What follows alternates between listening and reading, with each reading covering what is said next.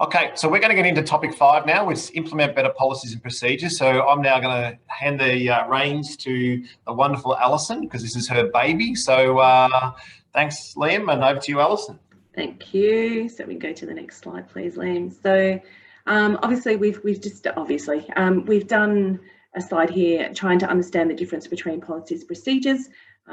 Some of our clients have thought in the past that they're the same thing. They're not.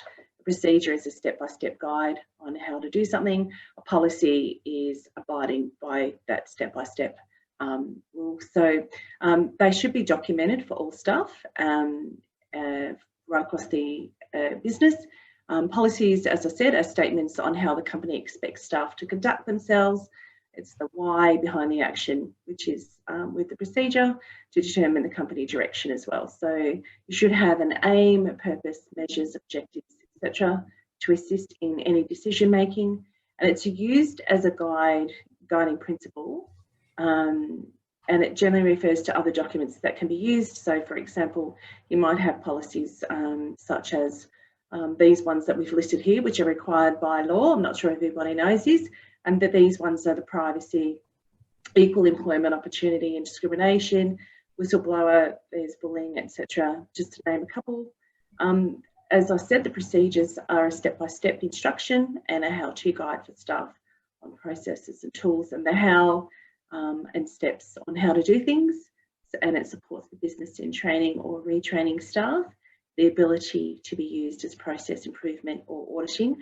And what we like to do is we like to make sure that all new employees have been issued with the full Bible of all the employee documents, such as all the policies, procedures, and get them to sign off on it as well. And this is really important when it comes time to, if that particular employee is not conducting themselves in the way that the business wants them to, and they want to have a performance management session, you can actually refer back to the documents. So the employee can be in breach of code of conduct, or if they're not abiding by the discrimination policy, etc. So it could have some serious complications for that particular employee, but it's a lot more difficult to manage them if you haven't got these documents, one, in place, and two, if they've not been signed off. We also like to do reinductions, and we often do policy workshops for our clients, and then we have all the employees come to these workshops. We'll have a sign-off sheet as well at those workshops, so they get a copy of what was said and then they sign off on it as well. So you just refresh them. We like to do it every 12 to 24 months for our clients who are interested, and it just helps to keep everybody aligned and just to remind them of their behaviours within the workplace as well. Thanks, Liam. So why have policies and procedures? Key points: company efficiency and stability in decision making, allows you to refer to processes and expectations of the business. So that goes back to performance managing again as well. Meets the minimum requirements of the federal and state workplace laws, depending on where you are situated. And that might vary for some businesses if you've got more than one state or territory where you've got employees within your organisation as well. So it outlines unacceptable behaviours. You can also outline consequences to those behaviours in the policies and procedures as well. It summarises what is not tolerated in the workplace, and it reduces and minimises claims under Fair Work, OH&S prosecution, liability claims, and there's also there's the disability claims that people can put in, so you can try and avoid those as well. So it's all about setting expectations for your employees. Alison, sorry, just a quick one on, so you talked about refreshing, how, very quickly, how will you do that sort of refreshing of the policies of your team? Like, because they've gone through the Bible, as you said, but then, they haven't probably referred back to them for a while. What's a sort of not a creative, but what's a way to sort of get that through without making it laborious for the team? The best option that we do, or we found the way that works best, is doing the workshop. So we can do a 1 or 2 hour workshop and we can do it for either the whole team or certain departments, depending on how big the company is, the client that we're working with. And it's not too long, and we'll just go through. We don't read it word for word because some policies can be 2 to 3, 4 pages long. I mean, we've seen clients who've had them 8 pages long, which is way too long. It needs to be reduced down. But we'll just outline the critical elements of the policies, and we'll do the critical ones as well. So it's just realigning and refreshing them. And we do it in a fun way as well. So that's where the workshops work best. We do have other clients who just ask us to reissue it to the team whenever the policies have been updated, whether it's all at once or whether they update them one at a time, and then they have to get them signed off as well. So we can do that as well, but in our experience, mine as well, it's workshops. The more it works better because then you get you can have the audience participation, so to speak. You can ask some questions and stuff, and it just breaks it down. So I think that works better. Yep, excellent. And you can probably give them some live examples where you've seen things that haven't gone to so well, and actually explain the ramifications of policy. So that's great. Thanks. You're welcome. And the other thing too is they'll ask questions, which they won't if you just issue them the policy. They'll just sign off on it or just be disgruntled about it. But in the workshops, they'll actually ask questions. So we'll make it where people want to feel comfortable, and they do feel comfortable, and then they'll ask questions. And then once somebody breaks the ice, you'll have that flow-on effect, and then everybody else will ask their questions. So it's a more open way to do it as well. It just works better. Yep. Yeah, perfect. Awesome, thank you. The key is making sure your staff understand the policies. We see that a lot where they've issued the policies, but staff don't understand it, and typically is that transition from school to the workforce is a big one. So they've got to understand this is the behaviour that we will tolerate. This is the behaviour we will not tolerate because it breaches our policy. Thank you, Colin. So on this slide, we've got how to implement policies and procedures, and the key points we've listed here are: it's important to communicate the policies by explaining them when they're issued to employees so that they become more effective. So as Colin said, it's no point just issuing it. You need to have those conversations with them. They should be communicated properly and consistently, and this helps to mitigate claims in future. Keep management accountable by setting the standards. So there's no point having those policies if management aren't going to abide by them either, because as Colin said, it starts from the top, and then if the top's not working the way they should be, the bottom definitely isn't going to be paying attention as well. So you need to be good leaders and lead by example as well. They should be able to provide guidance on how employees should conduct themselves in the workplace. And this is really important, this one as well, and it's not just having these policies and procedures in place, you need to follow through on them. So if you've got a manager in your business and they've got a team member who's not being compliant with the policies, but they've not had that conversation, then that becomes a lot more difficult to manage the longer it's allowed to go on for. So part of your manager's role would be to make sure that they have the conversations on a regular basis, and they pull up staff as it happens. So our mantra in our business is you need to manage your staff on a daily basis, and that's not just a negative management, it can be positive as well. So if they're doing something great, have those conversations. But if you notice that they've not done something and it's not in line with any of your policies, have the conversation, and then you can make sure that it's easier to manage that way as well. So what you need to consider is the compliance obligations of the law to provide a safe and healthy workplace. So if you know that someone's bullying another employee, for example, but you're not doing anything, you can actually be found liable as well. So just be mindful of things like that. So consider how you will defend against any employee claims such as bullying or harassment. And they're a lot stricter these days, especially in Victoria. We've got Murphy's Brodie's Law, which is the bullying legislation that the Victorian government brought in years ago. I'm not sure if everybody knows about that case. Feel free to look it up. And then you should also make sure that your staff know where they can go to get help. box. So if they've got any concerns in any way, shape or form, they need to be able to know who to turn to.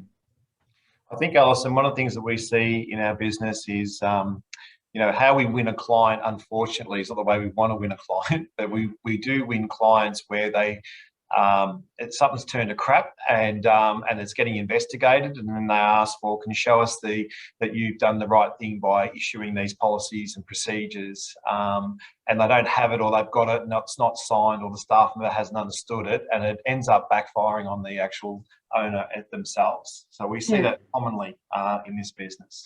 Yeah, more often than not, that's pretty much, yeah. Thanks, Liam. Thanks, Liam.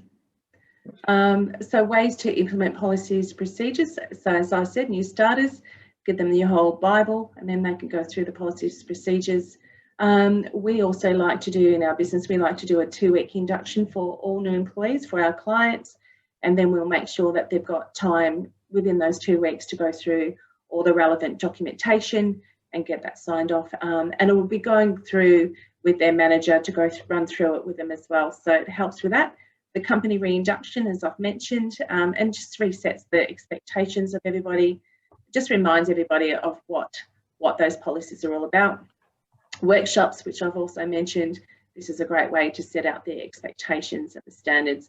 We find this is the most receptive format for us to be able to deliver the policies, procedures for existing employees. And you can also have them in toolbox pre-start meetings if that's something that your business does. If you've got a change to a particular document, or if, who in the last 18 months hasn't introduced a working from home policy? I think most of you will have, because it's one of the new things. If you haven't, come speak to us. We could do one for you. But then you can have those random one-off things. You can have them in a team meeting, and then you can issue them out as well. So, but it is really important to make sure you explain the meaning of them, so that everybody understands why you've got the policy.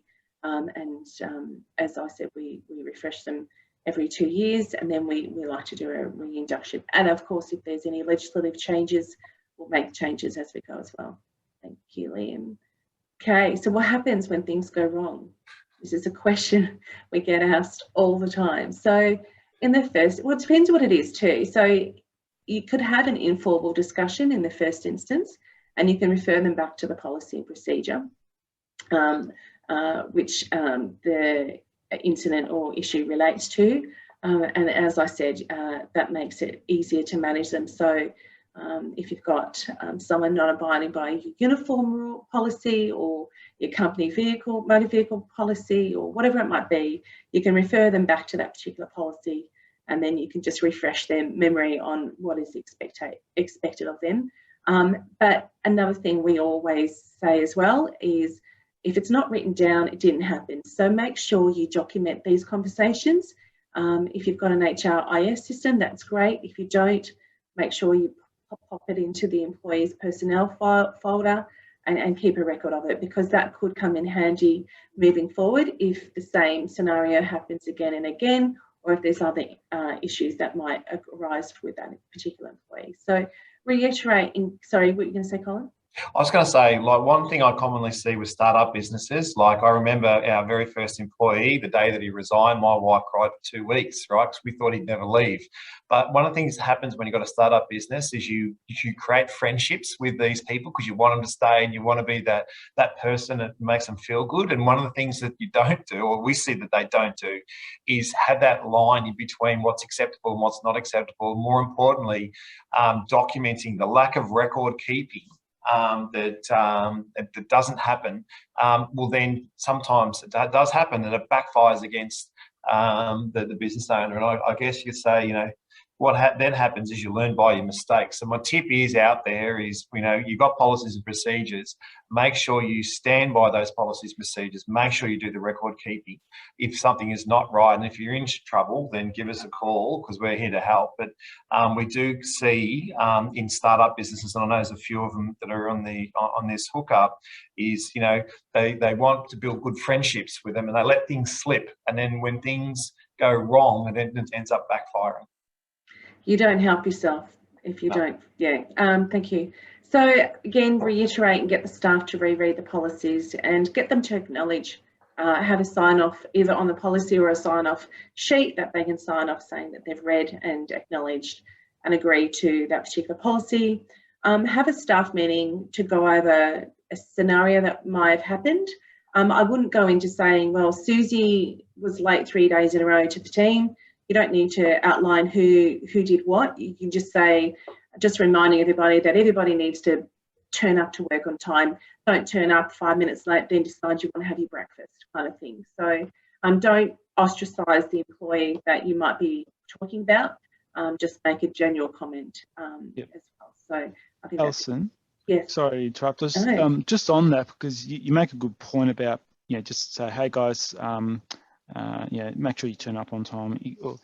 One thing that we see in our business is about sort of timesheets. Hey guys, get your timesheets up. But if you say a general comment, if you keep repeating it, but it becomes obvious in the team who that person is or persons are, can that be seen as potentially bullying or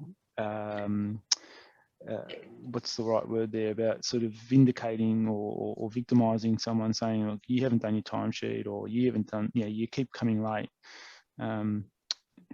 Who's having the conversation? Is it the manager?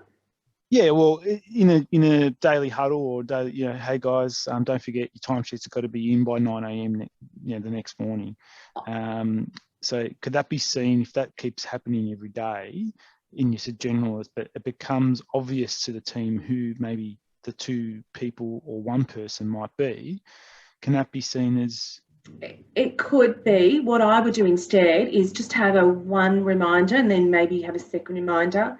And if it happens again, I would be having conversations with that particular employee, but in a separate environment. So organise a meeting with them and have a one-on-one conversation with them, realign what is expected of them, and tell them that you're going to record this documentation, this conversation, and then that goes to protecting you in the future. Because if they end up getting terminated and you've got, well, we spoke to Susie on this day, this day, this day, and then this day and this day, and she refused to continue listening to us, then you've got a better case of being able to win any claims if she or he puts through. So just be mindful of how many times you have the conversation as a general conversation, and if it's not improving, go straight to, we should be having an individual conversation anyway, and then just be mindful of that, I think. And which could be transferable, like if it's you're clocking on to your shift, and as you said, they go and then have their breakfast or something. So no, you've got to present yourself ready for work at your time.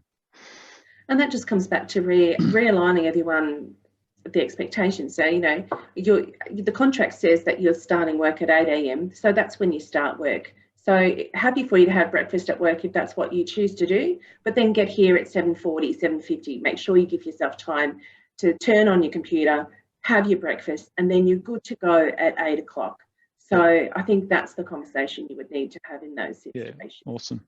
Thank you. And thank you. It's about setting those standards, isn't it? It's about having those standards. I actually link that back to, this is our mission, vision, value of the business. This is what our culture is about. This is how we do things.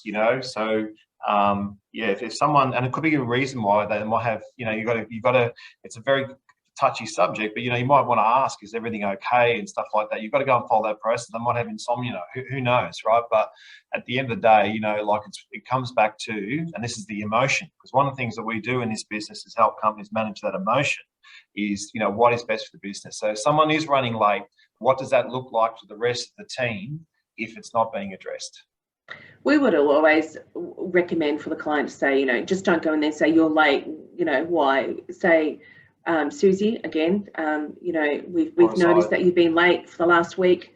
Is everything okay? Is there anything that we can do to help you? So then you're showing your support and your concern, but you're also acknowledging to her that you've noticed that she's late every day. So there, as Colin said, there could be a reason. So she might be having a mental health issue, which is non-work related, but then you might be able to help support her because you've opened that communication corridor for her. So it's, when it comes to those situations, we highly recommend everybody to come speak to us first, just to make sure that we can guide them in the right way. But it's all about mitigating the hazards and the incidences for the future, and the more open and understanding you can be to your employees, and the better your record keeping is, the better off the business will be. So you can also, if you've had meetings with this particular employee, verbal and informal discussions, if they're still not improving their behaviour, or if they're showing other forms of behaviour that's not in line with the business, then you can organise a formal counselling session to have that, and then that's where they would be able to bring in a support person, etc., etc. Thanks. And that's our next topic, actually. That's our next topic. So what we'll do is we'll go into exercise 5, because I'm also mindful of a bit of time, but we are on track, and just 5 minutes maybe, Liam, but based on this section, what would you deem as the most critical policies or procedures? What do you think is most critical? So that you need for your business. So let's go to that breakout room, 5 minutes, and we'll see you soon.